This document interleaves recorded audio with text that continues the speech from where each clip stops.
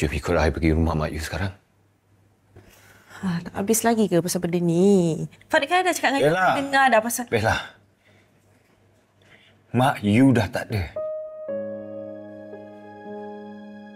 I'm serious, okay?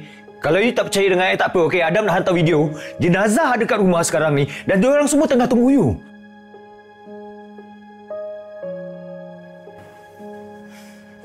Bella, I tak tipu.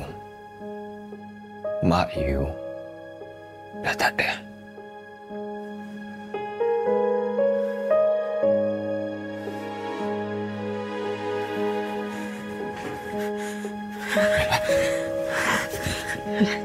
Bella.